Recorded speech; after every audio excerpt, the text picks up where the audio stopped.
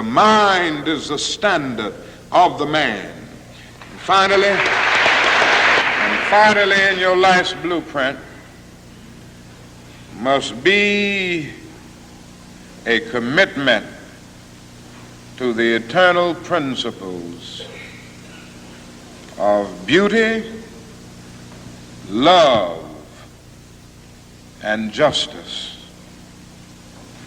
Don't allow anybody to pull you so low as to make you hate them. Don't allow anybody to cause you to lose your self-respect to the point that you do not struggle for justice. However young you are, you have a responsibility to seek to make your nation a better nation in which to live. You have a responsibility to seek to make life better for everybody. And so you must be involved in the struggle for freedom and justice. Now, in this struggle for freedom and justice, there are many constructive things that we all can do and that we all must do. And we must not give ourselves to those things which will not solve our problems. You've heard the word nonviolent and you've heard the word violent. I happen to believe in nonviolence. We struggle with this method with young people and adults alike all over the South, and we have won some significant victories, and we've got to struggle with it all over the North because the problems are as serious in the North as they are in the South. But I believe as we struggle with these problems, we've got to struggle with them with a method that can be militant, but at the same time does not destroy life or property. And so our slogan must not be burn, baby, burn. It must be build, baby, build. Organize, baby, organize. Our opening clip was Martin Luther King Jr. in 1967, speaking to students at Barrett Junior High School in Philadelphia in a must-listen-to speech that I'll link to in the show notes, titled, "What is Your Life's Blueprint?" So what is your life's blueprint for these times that we find ourselves in? Are you letting the fascists destroy your sense of worth and dignity by wallowing in doom and despair? Are you tending to your inner fire, your inner light that the world needs now more than ever, and finding your people, riding the wave of build, baby, build? Less than a year later, King would be gunned down, killed just as he always prepared his followers would one day happen, promising them that their movement would live on. That same year, Shirley Chisholm of Brooklyn, New York, would be elected as the first Black woman to the United States Congress in the House of Representatives, leading the way for more non-white women to follow. Today, there are 150 women in the U.S. Congress, 44% more than there were a decade ago. In all, women make up 28% of the U.S. Congress, but yet 51% of the U.S. population, so we still have a way to go. My point is this: what are you doing to build a freer and fairer world built on equality and inclusion? If you don't know where to start, join a community. Find your community on the Gaslit Nation Action Guide at gaslitnationpod.com. Since we are suffering through national exhaustion, this week's bonus show for our Patreon supporters will be our live recording of the recent Gaslit Nation Salon discussion of Martin Luther King Jr.'s must-read memoir, Stride Toward Freedom, The Montgomery Story, about how, as a young pastor, King overcame exhaustion, death threats, weaponized lawfare and investigations, petty disagreements with his own followers, and pressure from his own family to quit to lead one of the greatest victories of the civil rights movement, the Montgomery bus boycott. If you're boycotting Target for bowing down to Trump and ending their DEI practices, keep going. It's the very least we can all do. What else can we do? Join your fellow Americans at the No Kings March on June 14th, the day Trump is giving himself a taxpayer-funded military parade, because that's what wannabe dictators do. They love the fascist pageantry that flaunts their power and destruction of laws, norms, and lives. Trump's biggest donor, Elon Musk, the richest man in the world, is leaving the White House as legally required as a special employee after carrying out a mass purge and vacuuming up as much data as he could for his AI enterprise in competition with his rival, Sam Altman at ChatGPT. In all, due to Musk's illegal mass purge of the U.S. government and critical life-saving aid, the New York Times estimates that Musk's evil had the following impact. And I'm reading directly from the New York Times. An estimated 1,650,000 people could die within a year without American foreign aid for HIV prevention and treatment. An estimated 500,000 people could die within a year without American funding for vaccines. An estimated 550,000 people could die within a year without American funding for food aid. An estimated 290,000 people could die within a year without American funding for malaria prevention. An estimated 310,000 people could die within a year without U.S. funding for tuberculosis prevention. So in all, an estimated 3.3 million people could die within a year without the aid that Musk and his Doge troop of Hitler Youth gleefully slashed. That's around how many people the war criminals Nixon and Kissinger killed by prolonging America's war in Vietnam. They should be dragged to The Hague. Musk and Doge to The Hague. Columnist Michelle Goldberg writes in the New York Times, Brooke Nichols, an associate professor of global health at Boston University, has estimated that these cuts have already resulted in about 300,000 deaths, most of them children, and will most likely lead to significantly more by the end of the year. Musk and Trump, everyone in that White House that works for him, every single one of their donors, all of that blood of these innocent lives are on their hands.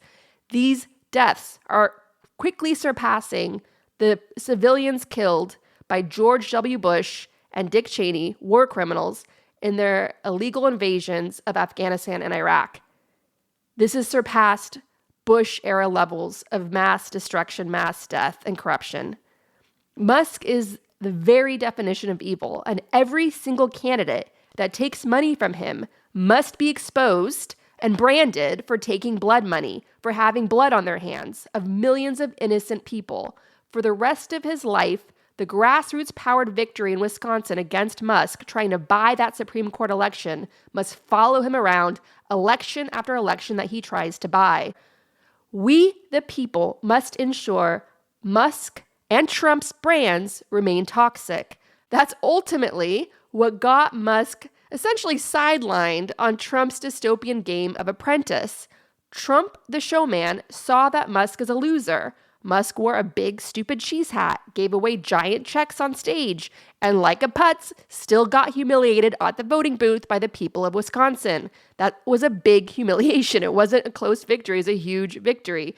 Trump is too insecure to accept such a humiliation around him. So like a high school bully, he increasingly iced out Musk from Pentagon meetings, treated him like any other oligarch on their money grab tour of the Middle East, with all those Arab dictators they went to like an ATM. Sure, Musk will still be around because he has money and he's taking Stephen Miller's wife with him.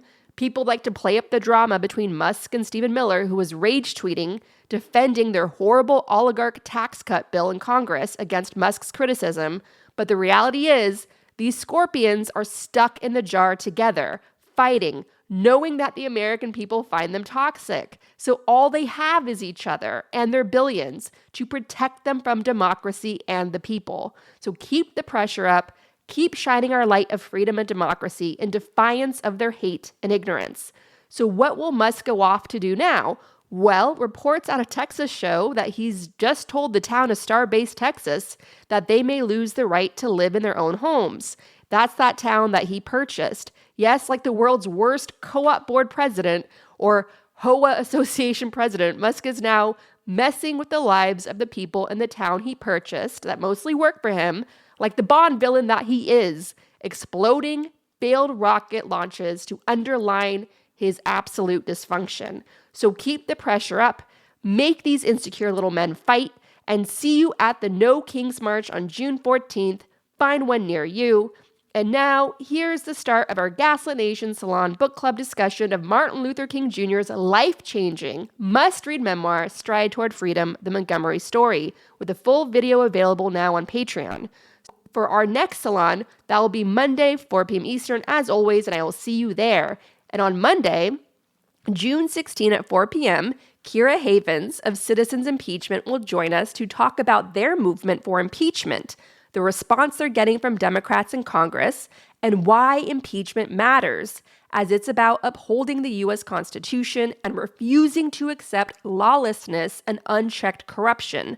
The New York Times has an article that I'll link to in the show notes that describes the Trump administration as reaching unhinged levels of corruption, far exceeding any administration before it, and yet no one seems to be doing anything about it, the Times points out, because they're all too exhausted. Well, the New York Times shouldn't have played their part in normalizing Trump's fascism for years.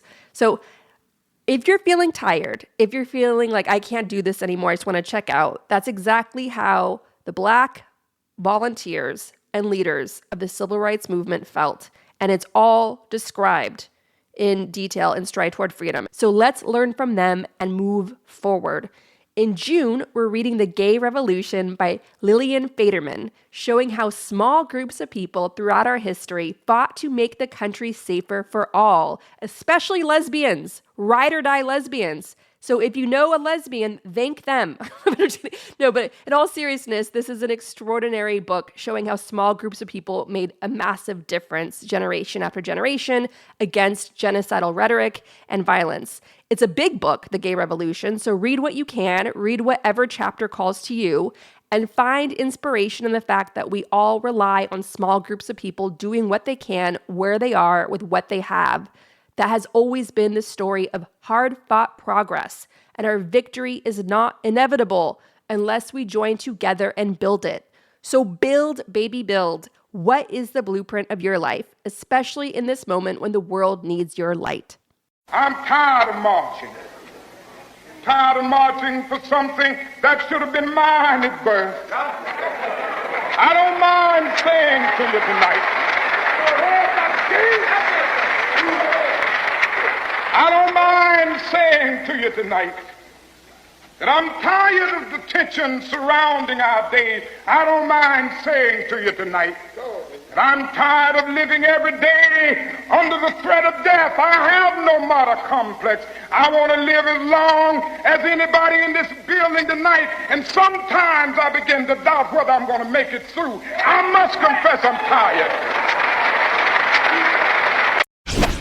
Welcome to the May 26, 2025 Gaslit Nation Political Salon, where this month of May, we are discussing the book of the month for our Gaslit Nation Book Club, which is Stride Toward Freedom, the Montgomery Story, written by a 28-year-old Martin Luther King Jr., on how when he was a young pastor who had just finished his doctoral work at Boston University, where he studied philosophy and theology, he had a comfortable life up north in multicultural New England, but the Jim Crow South and the injustices there were calling. So he and his wife, Coretta Scott King, moved down to Montgomery, Alabama, where a year after their arrival, Rosa Parks refused to give up a seat on a bus to a white person, which got her arrested. And that begins the struggle for one of the greatest battles of the civil rights movement. And a young Martin Luther King writes down the whole incredible story of how a group of of how Black grassroots communities in these different churches in Montgomery, Alabama, organized themselves, militantly organized themselves, and overcame all sorts of human frailties from extremely petty disagreements. There is an extraordinary story that is one of the many reasons to read this book of one of the Black leaders in this movement who held a leadership position, who stormed out writing a damning resignation letter accusing the whole movement of fraud. Could you imagine that? Just stabbing them in the back like a Judas. And because of some petty fight over a position of power on a committee. And he just stormed out and tried to disgrace the entire movement, including Martin Luther King as its leader, whose life was gravely under threat. There had been, by this point in their story, several bombing attempts of his home and other homes. You had a pregnant woman who was shot for riding the bus, trying to, after it become desegregated. So the violence that they were living with day to day, and how so many Black people in their community chose to keep their head down and live with that enslaved mentality and succumb to the violence. And Martin Luther King explains how one of the greatest oppressors among them were their fellow Black people who joined in their own oppression by refusing to stand up in dignity and make the sacrifices. And we're talking the sacrifice was getting on a bus and just sitting down in an empty seat instead of having to stand when you're tired, coming home from work, your feet are sore, you're old, you have back pain. And instead, Black people were expected to stand over empty seats, sit in the back of the bus, and leave the best real estate on that bus for the white folks. And the bus drivers themselves, the white bus drivers, were some of the cruelest people. There's stories in this book of a blind Black man getting off the bus and his leg gets trapped in the door, and the bus driver just keeps going knowingly, dragging this poor man with his bus. Another story of a Black man who tried to take it, who gets on the bus, puts in his dime to ride it, and it was way too crowded for him to go to the back of the bus as required by segregation at the time. And the bus driver's like, you get in the back. And the Black man saying, but it's too crowded. I can't even enter the back. I'm right here. I can easily get on here. And the white bus driver's like, no, you get in the back.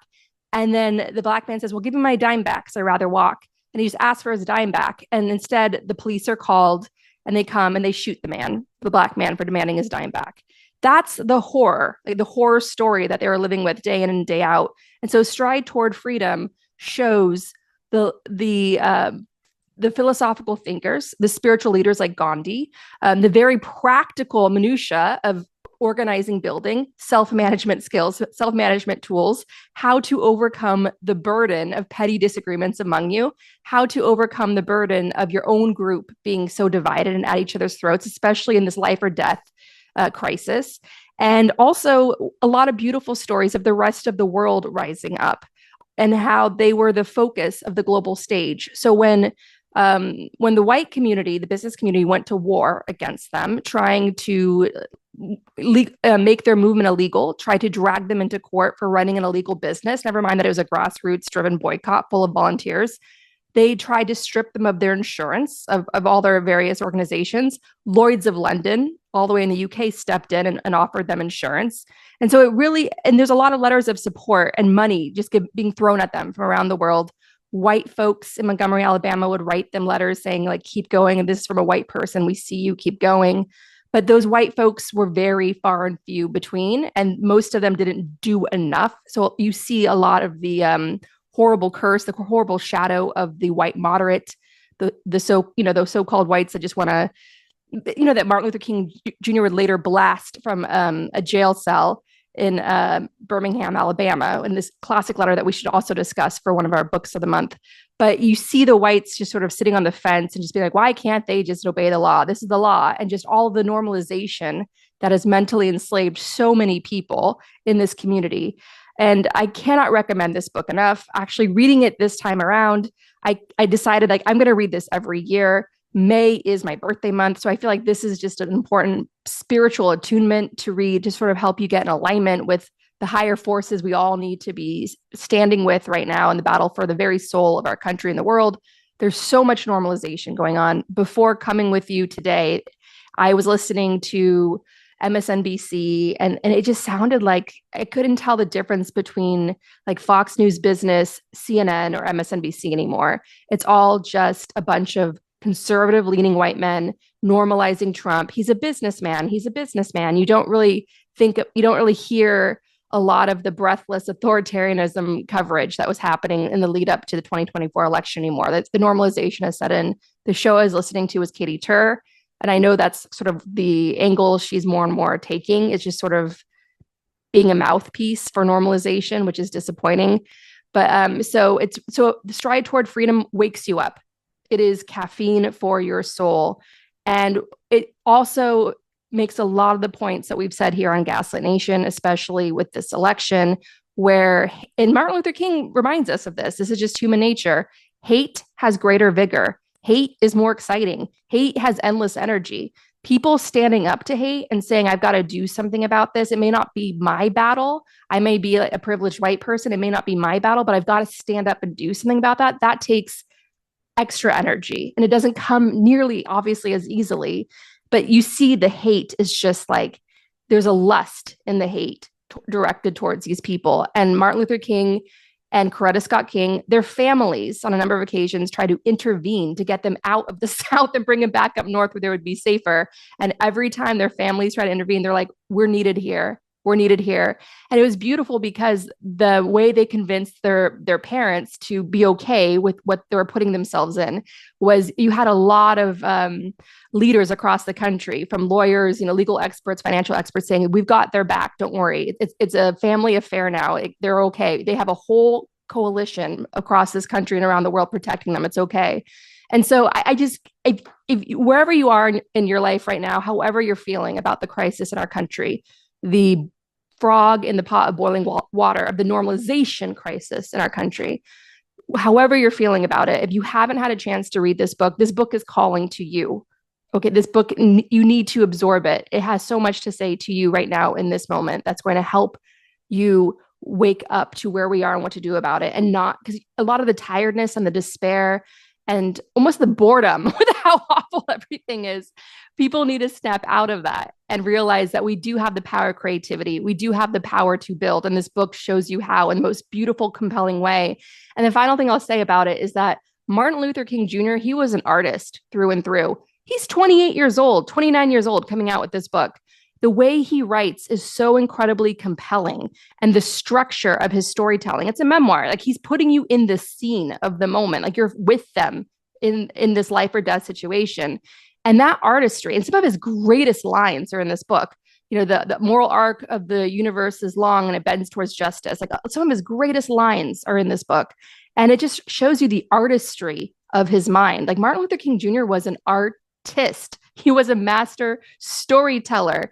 And this is just another example of what I'm always saying on the show, is that art is survival. Art is core to our very resistance. Like, we need the storytellers more than ever. Whatever your art form is, songwriting, book writing, painting, whatever your art form is, we need that storytelling from you more than ever. Martin Luther King Jr. was a brilliant, brilliant master storyteller. Young man telling this story in such an extraordinary way. I'm going to read this book every year when my birthday comes around to just, again, help me get humble to all the wonderful beings across time and space who are with us now in this moment, helping us overcome these really stupid threats that we're up against. They've been stared down before. They're going to be stared down again. Yes, they're relentless, but so are we. And we are going to ultimately get through this and ultimately prevail. And it's stories like this one that are going to show us the way. So I'm going to open the floor now to other folks to share their feelings, their thoughts on this. And the one thing I'll say in closing, if you know someone who's graduating, it's springtime. So if you know any recent grads from high school, or anybody who's about to graduate from high school, college, graduate school, doesn't matter, get them this book. Get them this book. If you know any Gen Z kids who are depressed by the state of the world, get them this book. It really is such a extremely compelling, soothing voice for all of us, a hand to hold right now in these times.